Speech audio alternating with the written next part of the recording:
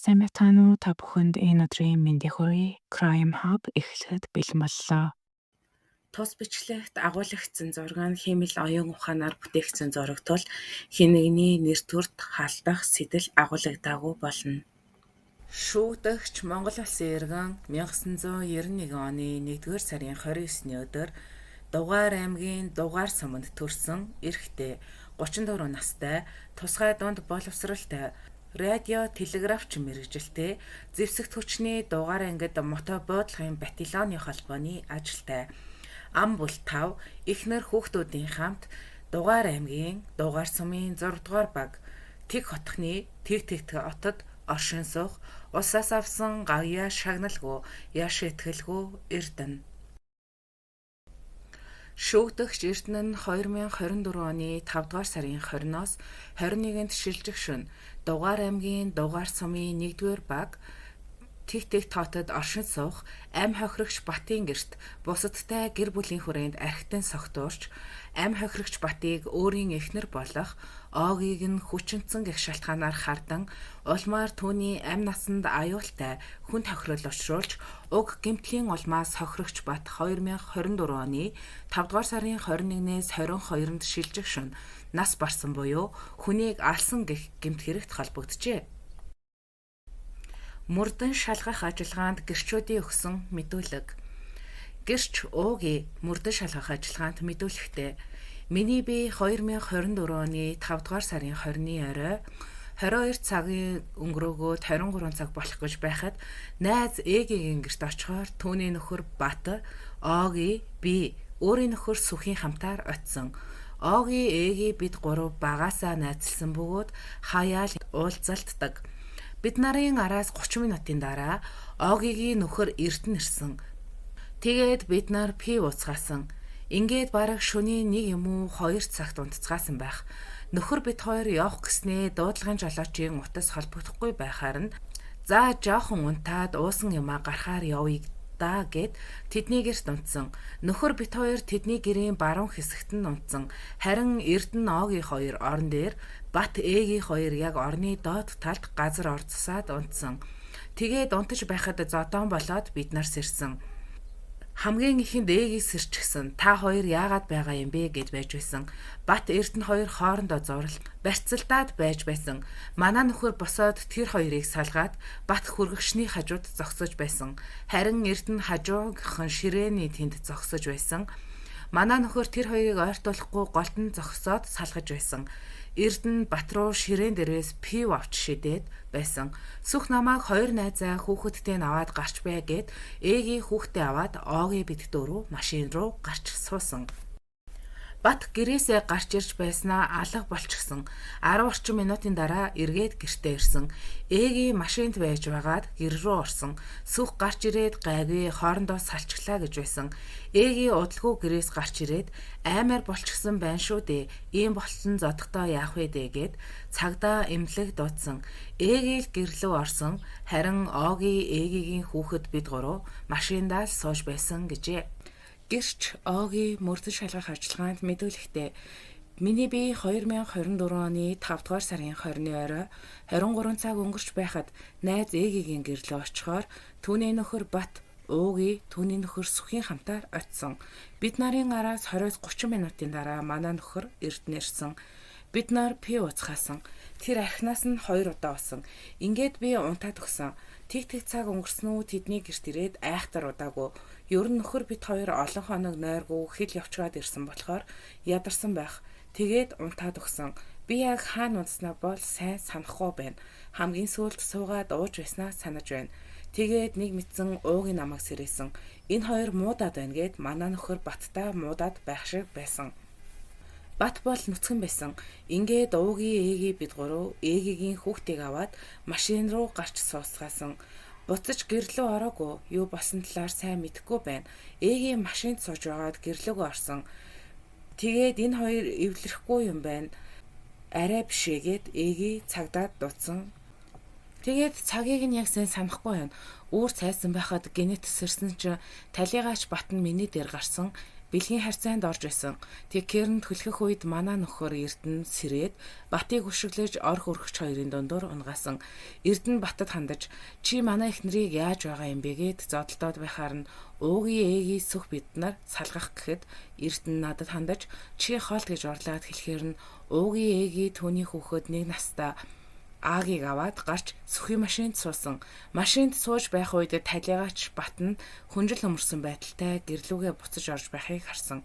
Удалгүй араас нь сүх ээгийн нар ороод буцаж гарч ирэхдээ цагдаад удахгүй бол зодтолдоод салахгүй юм байна гэд ээгийн цагдаад дуудлага өгсөн гэсэн мэдүүлэг өгчээ. Гэрч сүх мөрдөн шалгах ажиллагаанд мэдүүлэхдээ бид нар пив ууцгаасан. Хүний бараг 2 пив уусан байх. Үүний дараагаар домч бор гих шилтэй арх уусан. Ингээд бараг шөнийн 1 цаг өнгөрөөгөөд унтацгаасан. Би их нэртэйгээ тэдний гэрийн баруун хэсэгт нь унтсан. Унтаж байхад гинэт юм түжигнэхээр нь сэрээд хартал Бат Эрдэнэ хоёр хоорондоо зууралдаад байж байсан. Ингээд би босоод эмэгтэйчүүдээ гэрээс гаргаад Батыг бас аваад гэрээс гаргасан. Эрдэнэийг аваад явъя гэж бодож байтал Бат буцаад гаднаас гэрлүү ороод ирсэн. Улмаар Эрдэнэ Бат хоёр дахиад зодтолдох гээд бие рүүгээ дайраад хоорондоо цохилдсон. Би дунд нь салгах гээд байж байтал намайг давуулаад л цохилцоод байх шиг байсан. Тэгтэл Эрдэнэ Батыг түлхээд Бат орны хажууд унсан. Батын хамраас цус гарч байсан. Энэ үед Батын эхнэр ээгийн гаднаас орж ирсэн. Би харин машин руу хальт гарсан. Эргээд орж ирэхэд ээгийн цагдаа эмнэлэг дуудсан гээд байж байсан. Бат юу нь биднээс нилээд сүулд унтсан байх. Ганцаараа яриад суугаад байх шиг байсан. Анх тэдний гэрлөө явах үед Бат аль хэдийн явж гисэн явж байсан юм. Тэгэхээр бид нараас илүү согтсон байх. Намаа гэрлөө буцаж ороход газарт хүнжил дээр хөвтөж байсан. Би тасарчсан байна гэж харсан. Тэр хоёр хоорондоо барьцалдаж яваад би бинийгээ бол гараараа зохиод байсан. Би дунд нь салгах гээд байж байсан. Эрдэнэ сүлд Батыг түлхэхэд Бат орны хажууд газар унсан гэжээ. Хохирогчийн хууль ёсны төлөөлөгч ээгийн мөрдөн шалгах ажиллагаанд мэдүүлэхдээ би ор засаад гэрийн баруун талаар сүх уугийн нар хойд орон дээр Огийн Эрдэнаар орны урдуур манай нөхөр бит хоёр хүүхдтэйгээ унтацгаасан. Хойд талд нь манай хүүхэд голд нь би манай нөхөр хамгийн урт талд нь унтсан. Шөнийн тэг 2 цаг өнгөрч байхад л унтахаар орондоо орсон. Бүгд хувцастайгаа унтсан. Манай нөхөр цогтуу хувцаа тайлах гээд байхаар нь би хувцсыг нь тайлж өгсөн. Хүмүүс унтцгаасан. Харин манай нөхөр унтахгүй дуулаад л суугаад байсан. Тэгж байгаад нэг хөвтөд л эргэж босоод л байсан тул би унт гэж загнасан. Тэрээр босохдоо хүүхэд дээр дарч гээд байсан тул би түүнийг загнасан боловч өвөнд ороогүй. Дуулаад л амандаа өглөөд л чимгээ гэдээсэн. Гэтэл манай нөхөр босож хувинд бийцчаад эргээд миний хажуугаар хөвцөн. Энэ үед Эрдэнэ хөөе гэд чанга хашгирахаар нь сэрсэн чин манай нөхрийг орны хажууд зогсодож байхад нь Эрдэнэ хөлөөрөө өшгөлсөн. Манай гэрийн зүүн талын багны дээр баруун тийш харж үлгсэн цаг байдаг бөгөөд энэ үед цаг 5 цаг болж байсан. Тэгээд би босож Эрдэнэийг хорж чи яагаад байгаа юм бэ гэхэд Эрдэнэ би аална гэд ойрлоод байсан. Би тухайн үед юу болсныг ойлгоогүй. Тэгсэн Эрдэнэ наадах чи манай эхнэрийн дээр байсан гэж хэлэхээр нь би чи юу яриад солиороод байгаа юм бэ? Эхнэр чинь зүгээр хувцастайгаа л байна шүү дээ. Юун сони юм яриад байгаа юм бэ гэж хэлэхэд Эрдэнэ нь Батаг ална гэж хашгираад өшөглөөд цохиод дайраад байсан. Эхнэр нь босож ирээд чи болооч дээ гэсэн чи Эрдэнэ эхнэрийг газарт унтлан цогсон. Энэ үед би чи ямар тэнэг юм бэ? Яагаад байгаа юм бэ гэд байраад авсан чин чи тэнэг нөхрөө юундаа өмөрөд байгаа юм бэ? Чи ямрыг нь мэдэхгүй байж юундаа өмөрөд байгаа юм бэ гэд миний зүүн гарын буглах хэсэг рүү цохиод намайг боосон. Би түүний гарыг тавиулах гээд дийлэхгүй байсан. Сүх уугийн нар ирж Эрдэнэийг салгасан. Энэ үед манай нөхөр хүнжил нөмрөөд гараад явсан байсан. Тэгсэн Эрдэнэ нь шүүгэнээс хутаг аваад Батаг ална гэхээр нь Огийн болооч чигээд очиж хутгийг нь авах гэхэд Огийн гарыг зүссэн. Улмаар хутгаа бариад гараад явсан. Тэгэхээр нь би сандраад араас нь гарахад Эрдэнэ нь хутгаа барьж хашаанаас гараад хашааны урд овоолсон байсан хавтанг тайрч Батыг хайсан.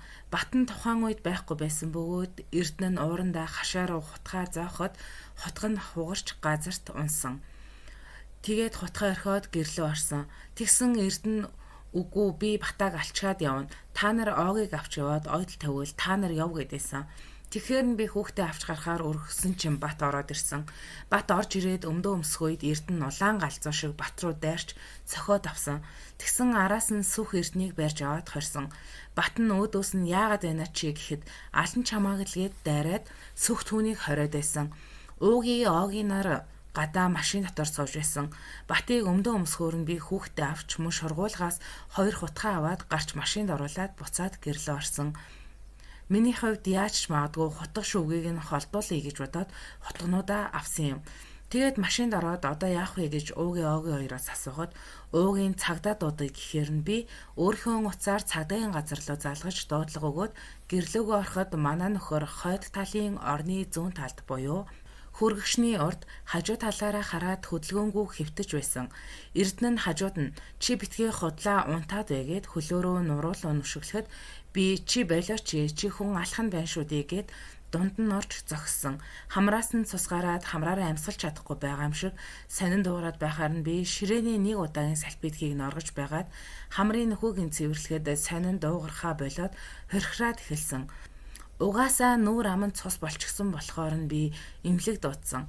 Тэгээд би чи хүн аллаа шүү дээ гэж Эрдэнэ лөө уурлахад би хүнийг хаана яаж цохил өгөх нь яаж цохил өгөхгүй мэддэг хүн наадах чин үхээгүй унтаж байна цагдаагаа дуудахгүй юу гэхэд нь би дуудчгаад орж ирж байна гэхэд хажуугаас сүх шал дэмий өмнө дээр цагдаа дуудаж байгаа юм да гэж хэлж байсан. Тэгээд дуудлагуу цагдаа ирсэн. Тэгээд эмнэлгээс яаралтай хагалгаа хийж дуусаад хагалгаа амжилттай болсон. Одоо хизээ ухаан орохыг нь хүлээ. Ер нь биеийн байдал нь бол маш хүнд гэж хаалгаа хийсэн эмч хэлж байсан. Тэгээд сэхэнд байсараад ухаан орлогоо 23 цагт нас барсан.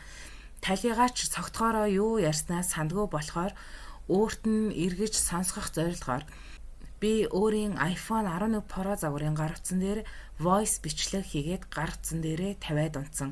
Гэтэл өглөө нь Эрдэнэ нь манай нөхрийг зодоод нөхөр маань хүнжил нөмрөөд гараад зогссон. Тэгээд Эрдэнэ нь хүлээж байгаад хэсэг хугацааны дараа орж ирэхэд нь дахин зодсон.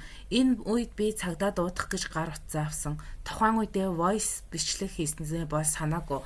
Гар утсаа аваад шууд л цагдаа руу залгасан. Тэрнээс хойш нөхөр маань нас барж ажил явдал гэж явсаар байгаад тухайн үед гар утсан дээр хийсэн voice бичлэгээ мартсан байсан. Хэрэг явдал болох үед манай гэрт байсан хүмүүс гадуур Эрдэнийн эхнэрийг хүчирхийлэлтний улмаас Эрдэнэ Батыг алсан гэж ойр тойрны хүмүүст цуурхалт тараасан байсан. Тэгээд би тийм зүйл болоогүй дээ. Болсон асуудлыг эргцүүлж бодож байгаад гар утсан дээрээ voice бичлэг хийснээ санаад өмгөөлөгчдөө энэ талаар хэлэхэд өмгөөлөгч маань тухайн voice бичлэгийг флаш дискэн дээр хуулж аваарай гэсэн. Тэр үед прокурорын газарт хэрэг шилжсэн байсан. Ингээд би тухайн voice бичлэгийг дискэн дээр хуулбарлан авч өмгөөлөгч маань 2024 оны 7 дугаар сарын 1-ний өдөр прокурорын байгууллагад хүсэлт гомдол гаргахтай тухайн флаш дискийг нотлох баримтаар гаргаж өгсөн гэжээ. Аймаг дахь бүсийн шүүх шинжилгээний төвийн шинжээч эмчийн 2024 оны 6 дугаар сарын 15-ны өдрийн 60 дугаартаа шинжээчийн дүгнэлтийн дүгнэлт хэсэгт амь хохирогч Батын цогцост хийсэн шүүх эмнэлгийн задлан шинжилгээгээр их тархины суур хэсэг, бага тархины урд хэсэг, урт тувтар тархины гүүр хэсгийн хатуу хальсны доорх цусан харвалт, тархины хажуугийн ховдлын цус харвалт, баруун тал бөмбөлгийн зулай, чамархаан дээд хэсэг, тархины баруун зүүн дух, чамархаан дэлбэнгийн суур хэсэг, бага тархины урд хэсгийн аалзан хальсны доорх цус харвалт, дагцны зүүн доод хэсэг, зүүн чамархаан доод хэсэг, баруун чамархаан ар, дагцны баруун доод хэсэг, баруун зулаан чамархаан хуйхны цус хуралт, баруун зүүн чамархаан булчингийн цус хуралт, баруун чамархаан доод хэсгийн ялзарсан шарх, баруун чамархаан дээд хэсэг, зулаан урд хэсэг, зүүн чамархаан урд хэсгийн зулгаралт, толгой нүур, баруун зүүн нүдний зөөлөн эдийн няцрал, баруун чихний зүүн дэлбээ, зүүн саргууны ар хэсгийн зүсгцэн шарх, хамрын хянга ясны цөмөрсөн хугарал, баруун мөр, цээж, баруун зүүн суг, зүүн бугалга, баруун зүүн шууны цус харалт, баруун гарны 3 хурууны хумсны үзүүр хэсгийн хөндлөн хугарал, зүүн 2 дугаар хурууны хумсны өг хэсгийн хуучин шарх гэмтэл тогтогдлоо. Талигаачийн цогцот хийсэн задлан шинжилгээгээр үхэлд хүргэсэн гих архаг хууч өвчин тогтоогдоогүй. Талигаач нь их тархины сойр хэсэг, бага тархины урд хэсэг, урт өвтөр тархины гүүр хэсгийн хатуу хайлсны доорх цус харуулт, баруун зулай, чамархан дээд хэсгийн хатуу хайлсан дээрх цусан хураа, тархины хажуугийн ховдлын цус харуулт, баруун тал бөмбөлгийн зулаа, чамархан дээд хэсэг, тархины баруун зүүн дох, чамархан дэлбэнгийн сойр хэсэг, бага тархины урд хэсгийн аалзан хайлсны доорх цус харуулт гэх гэмтлүүдийн улмаас нас баржээ. Ам хохирогчийн биед эсэргүүцсэн тэмцэн гэх улмөр тогтоогдсон. Мөн ам хохирогчид эмнэлгийн тусламж үзүүлсэн байна. Гэвч ам насыг аврах боломжгүй хүнд гэмтсэн байна. Ам хохирогчийн цуснд хийсэн шүүх химийн шинжилгээгээр спиртийн алкогол илрээгүй. Шүүх сэтгэц эмгэг судлалын 2024 оны 6 дугаар сарын 12-ны өдрийн 49 дугаартай дүгнэлтэд эргэн эрдэнэ сэтгцийн ямар нэгэн өвчнгүй байна. Эргэн эрдэнэ гэмт хэрэг үйлдэх үедээ болон одоо өөрийн үйлдэл эсвэл учир холбогдлыг ойлгох чадвартай байсан байна. Эргэн эрдэнэ үнэн зөв мэдүүлэг өгөх хэрэг хариуцах чадвартай байна. Эргэн эрдэнэ хэрэг болсон гэх цаг хугацаанд өөрийн хийж байгаа үйлдэлээ ухамсарлан ойлгох чадвартай байсан ба бие хянах чадваргүй байсан байна гэжээ. Шүүгдэгч болон гэрчүүд шүүх хуралдаанд мэдүүлэхдээ шүүгдэгч эрдэнэ шүүх хуралдаанд мэдүүлэхдээ тухайн өдөр эхнэр маань уугийн төрсөн өдрийг тэмдэглэхээр найз ээгийн уугийн нартайгаа уулзсан. Оройнд залгаад хаана байгаа талаар нь асуухад Батынх руу явж байна. Чи хүрээд ир гэж дуудахаар нь би очсон. Батынд очиж бид нар архи пий уусан. Ба тэр хугацаанд бидний донд ямар нэгэн маргаан болоогүй. Бид унтаж амрахаар болж би эхнэрийнхээ хажууд унтсан. Гэтэл гэгээ орс үед хажууд нэг юм төчгнээд нэг дуу аваа гарах шиг болсон. Би мэрэгчлийн онцлогоосоо ч юм уу их сэргийг унтдаг юм. Дуу гарахаар нь сэрээд хартал ам хохирогч Бат эхнэрийн маань дээр нүцгэн байдалтай. Харин эхнэр маань Батын цээж рүү гараараа түлхсэн байдалтай байсан. Би босоод шууд Батыг жийж унгаасан. Тухайн үед доор ээгийн унтаж байсан учраас хамгийн түрүүнд ээгээс ирсэн. Намааг уурлаж бархирч байх үед уугийн сүхнаас ирсэн. Яг тэр үед Бат нүцгэн байсан учраас дээгүүрээ хүнжил нөмрөөд гараад явсан. Би тухайн үед тэр нөхцөл байдлыг хараад үнэхээр биеэ барьж дийлээгүй. Янз бүрийн хараал хэлж байж болохгүй үйлдэл гаргасан байх. Намайг гэрт сууж байхад төд удалгүй Бат буцаж орж ирсэн. Тэр үед би тайвширч амжаагүй байсан. Ба Батыг орж ирэхэд уур минь хурч түн рүү дайрсан. Улмаар бид хоорондоо цохилдсон.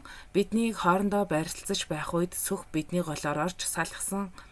Сүх надаас чац өндөр би эрхүү хүн учраас биднийг салгах үед би Батыг цохиж хүрэхгүй байсан учраас би түүнийг түлхсэн. Тэгэхэд Бат газар унаад дахиж босож ирээгүй. Улмаар эмнэлгийн байгууллагад очиод нас барсан. Батын амь насаа алдсан хэрэг надтай холбоотой учраас би гин бурууга хүлээн зөвшөөрч байна. Прокурорын гаргасан ялглах дүгнэлтийг хүлээн зөвшөөрч байгаа. Шүүхээс гаргасан шийдвэрийг хүлээн зөвшөөрч байгаа. Надад маргах зүйл байхгүй. Шүүхээс нэмэлтээр тогтоосон хохирлыг би төлж барагдуулна гэдгээ илэрхийлж байна гэв. Хохирогчийн хууль ёсны төлөөлөгч ээгийн шүүх хуралдаанд мэдүүлэхдээ тухайн өдөр уугийн төрсөн өдрийг тэмдэглэхээр бид нар уулзсан. Уугийн бид гурав жилдээ бие биенийхээ төрсөн өдрөөр 3 удаа л уулздаг. Оогийн над руу би уугийн төрсөн өдрөөр байгаагүй юм чин 3 өнөөдөр уулзах уу гэж ярихад нь би тгий гэж хэлээд уулзахаар болж бид гурав уулзсан. Тэндээ хоол идээд 2 шил пив уугаад явах гэж байтал нөхөр маань ирсэн. Дараа нь сүх бид нарыг хүргэж өгөхөөр ирэхэд нь Оги ингээд явчих юм уу танах руу явах уу гэж хэлэхэд нь манай нөхөр дэмжиж бид нар манай гэрлөө явсан. Манайх руу явж байх замдаа Оги дэлгүүрээс архи пив авсан ба би гэрийнхээ урд талын дэлгүүрээс идэж уух, ундаа, чихэр хоолны баш зэргийг аваад гэртээ орсон. Гэртээ ороод тэр хэдийг ярьж суулгасан ба би тэр хооронд хүүхэдтэй хооллож унтлаад гэр орноо янзлаад байж байсан. Тэр үед энэ хэд пив уусан. Би нэг пив задлаад тэрнээсээ уугаагүй. Бид нар шөнө 11 цаг өнгөрөөгөөд ирсэн. Эрдэнэ араас 12 цаг өнгөрөөгөөд архи аваад орж ирсэн. Тэгээд эрчүүд нь архи уусан, харин эмэгтэйчүүд нь бараг уугаагүй. Би нэг пив уусан, нөгөө хоёр маань 2-2-ыг уусан байсан. Манай хүүхэд нэг цаг өнгөрөөд унтахаар нь бүгдээрээ унтаж амраагээд би ороо засаж өгсөн. Гэрийн баруун талаар сүх уугийн нарт ор засаад орон дээр Эрдэнэ Огийн хоёрт ор засаж өгсөн. Хүүхэд маань орноос унах гээд байдаг учраас бид хоёр хүүхэдтэйгээ орны доор унтахаар хөвцсөн. Гэрлийн унтраахад ер нь хүмүүс унтаж эхэлсэн ба манай нөхөр л унтахгүй босож яваад байсан. Тэгэхээр нь би маргааш өглөө бүгдээрээ ажилтай. Чи унт гэд их загнасан. Бид нар 2 цаг өнгөрөөгөөд хөвцсөн боловч нөхрөө унт гэсээр байгаад цаг харахад 4 цаг 40 хэдэн минут болж байсан. Манай нөхөр юм яриад ласан. Нөхөр маань тэгж ярихаараа маргааш нь сандгүй ба би өмнө нь нэг удаа бичлэг хийгээд чи ийм юм ярьсан шүү гэж өөрт нь үзүүлж байсан. Тухайн үед чимгээгээд яриад байхаар нь бичлэг хийгээд юу гинэ гэхэд юу ч бишээ ханаа уучлаарай гэж хэлж байсан.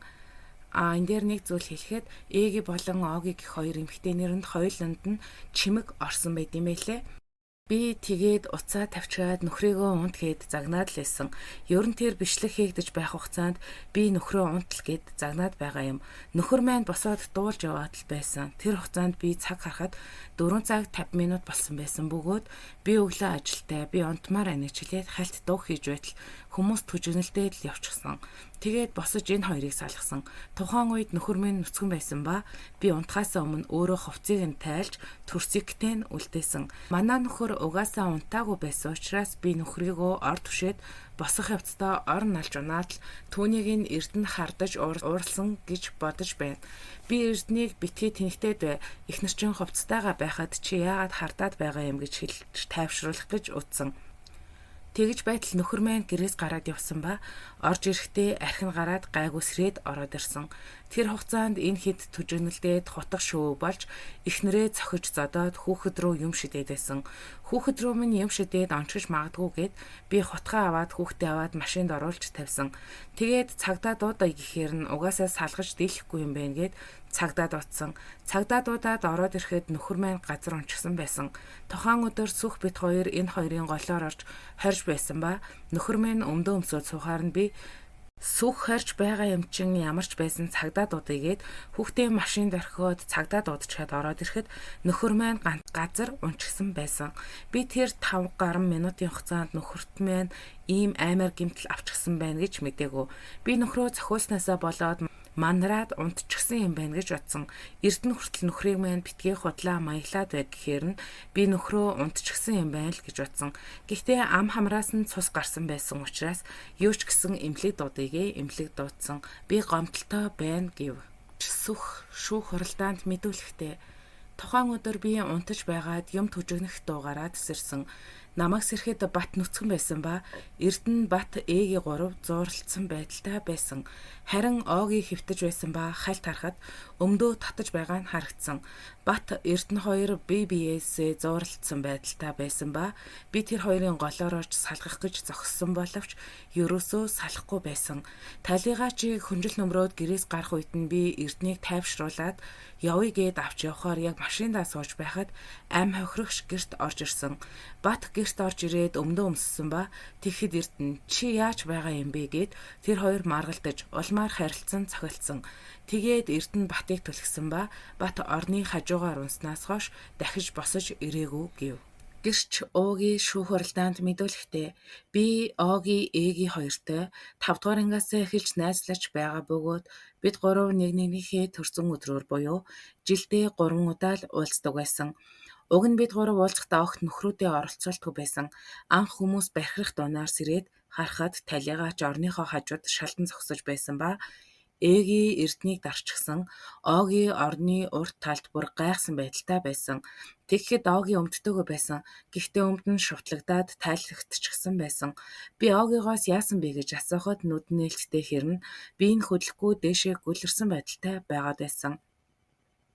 Тэгэхээр нь би татаж босгосон ба Тэгэхэд өөрөө өмдөө товчлоод надтай цуг гарсан. Намайг Огийг татаж босгох үед талигаа хүнжлөө нөмрөөд гараад явчихсан. Харин Эрдэнэ гэрт ерөөсөө тайвшихгүй бидний үгийг сонсогч сөхөөгүй. Яаж байгаа юм бэ? Яагаад заавал ингэж байгаа юм бэ гэд орилоод л байсан. Би Огигоос үнэхээр энэ хүн чамайг хүчинсэн юм уу? Бэлгийн харьцаанд яг орсон юм уу? Чамайг оролцсон юм уу гэж асуухад Оги тийм ээ гэхдээ би нөхрийгөө л гэж бодсон. Би нөхөртөөгөө унтаж байна гэж байсан учраас намайг оролдож твэрч бэлгийн харьцаанд орсон байлаа ч гэсэн би нөхрийгөө л гэж бодсон гэж надад тайлбарлсан. Тухайн үед манай нөхөр над руу чи найзуудынхаа байгаа байдлыг хараач. Чиний найзын нөхөр найзад чинь ийм зүйл хийчихлээ. Чи ийм хүмүүстэй найзалдаг юм байна. Чиний итгэж багаасаа найзалж гэрт нь хонож унжиж явж байгаа найзынхаа нөхрийг хар л та. Чиний найзыг ийм болгочихлоо гэж уурлсан учраас Эрдэнэ манай нөхөр рүү нэг удаа уурлсан гэв. Гэрч Огийн шүүх уралдаанд мэдүүлэхдээ тухайн өдөр бид нар талигаачинд очиж найзуудаараа суусан ба би тэнд байхдаа би нөхрөө хүрээд эргэж дуудсан. Нөхөр маань ирээд бид нар бүгдээрээ ууж идэж инээлдэж суусан. Тэгс сууж байгаад би төрүүлээд унтаад өгсөн. Би том осолд ороод улмаар ойр орхон олон наркотикод орж байсан учраас тэрнээсээ болоод спиртний төрлийн зүйл уухаараа нам унтдаг. Үүнийг маань ээгийн хүртэл сайн мэдэж байгаа. Унтаад сэрэхэд надтай хүн бэлгийн харьцаанд орж байсан.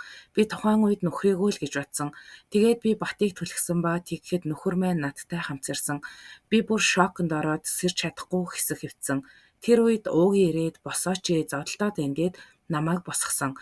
Тухайн үед нөхрийн маань уур маш их хүрсэн байсан. Уг нь манай нөхөр тайван хүн бөгөөд өмнө нь хизээч ингэж уурлаж байгаагүй.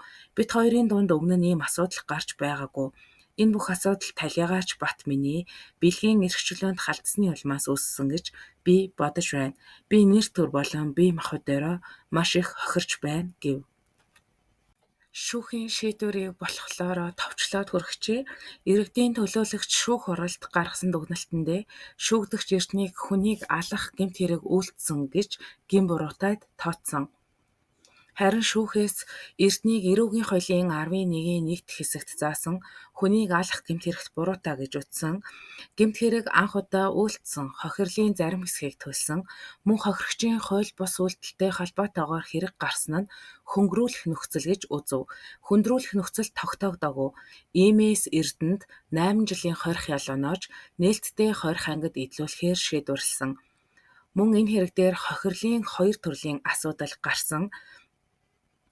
Нэгт хохирлын асуудал хохирогч Батын оршуулгын зардлаар 56.8 сая төгрөг хэмжилсэн ч нотлох баримтаар батлагдаагүй 6.5 сая төгрөгийг хасаж нийт хохирлыг 50.2 сая төгрөг гэж тооцов. Эрдэнэ мөрдөн байцаалтын үеэр 53 саяыг төлсөн тул илүү төлсөн 2.7 сая төгрөгийг сэтгцийн хохиролд тооцож нөхөн төлбөрөөс хасав. 2. Сэтгцийн хохирол. Нас барсан хүний наслалтын зөрүү хөдөлмөрийн хөлсний доод хэмжээгээр тооцож гэр бүлийн гишүүний сэтгцэд учирсан хохиролд 119,46 сая төгрөг тогтов.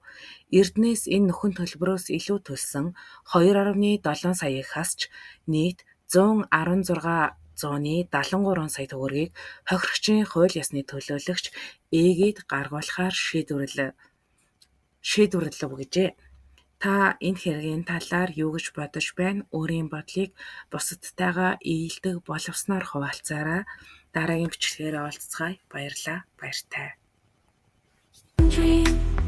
Figures blur and vanish like a muted scream.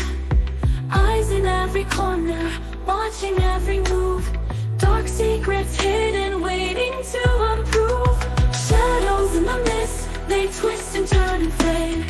Mystery and fear intertwine and masquerade. In the depth of night, where the unknown comes alive.